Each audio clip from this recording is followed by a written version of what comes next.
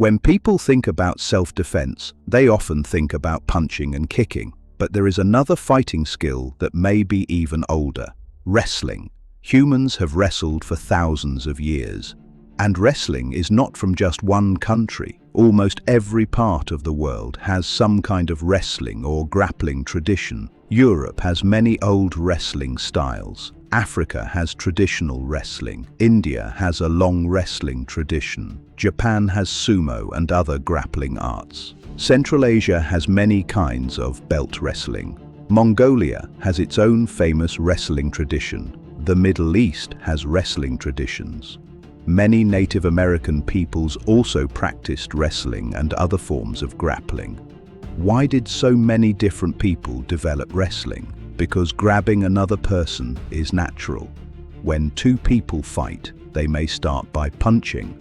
But very often, someone grabs the other person. They push, they pull, they clinch, they fight for balance, and sometimes they fall to the ground. That is where wrestling becomes very useful. American wrestling is especially good at teaching control. Wrestlers learn how to stay on their feet. They learn how to take another person down. They learn how to stop someone from taking them down. They learn balance. They learn pressure. They learn how to control another person's body. They also become very strong and very hard to move.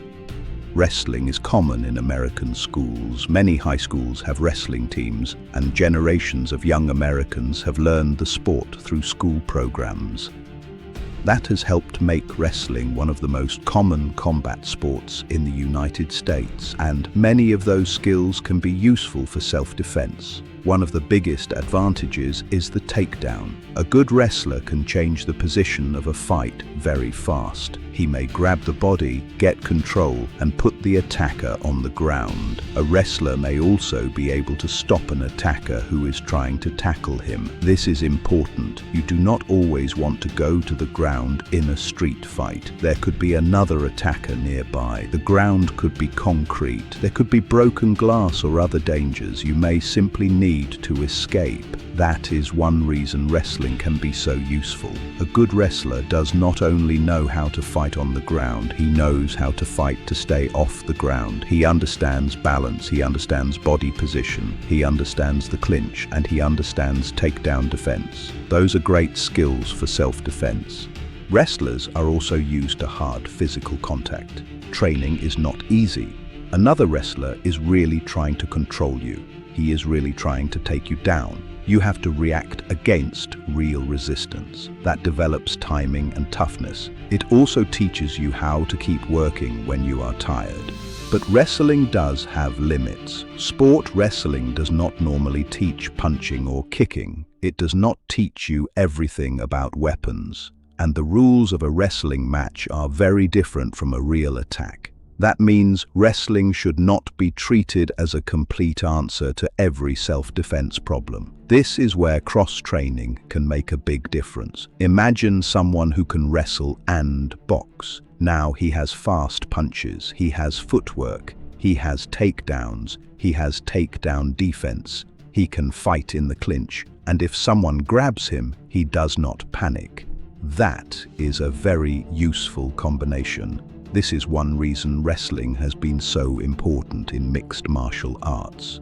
Again and again, wrestlers have shown how powerful control and takedown skills can be against trained opponents. For self-defense, the goal is different from MMA. You are not trying to win a championship. You are trying to protect yourself and get away safely. Sometimes that means staying on your feet. Sometimes it means breaking a grip. Sometimes it means controlling someone long enough to escape, and sometimes you may need to take an attacker down. Wrestling gives you tools for all of these situations. There is also something important we can learn from history.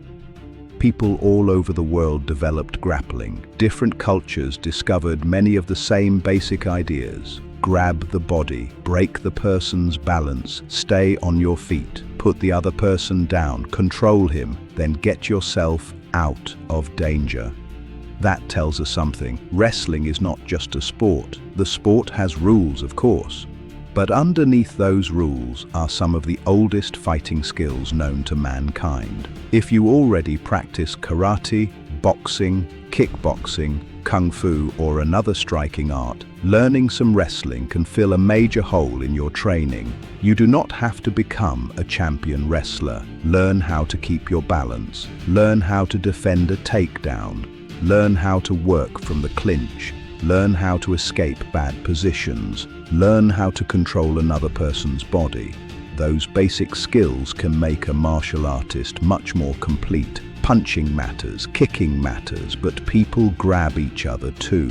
And when that happens, knowing how to wrestle can make a very big difference. For thousands of years, people around the world have wrestled. There is a good reason for that. Wrestling works. And when it is trained with the right mindset, wrestling can be one of the most useful skills you can have for self-defense. Please like and subscribe to Renegade Fighting Arts.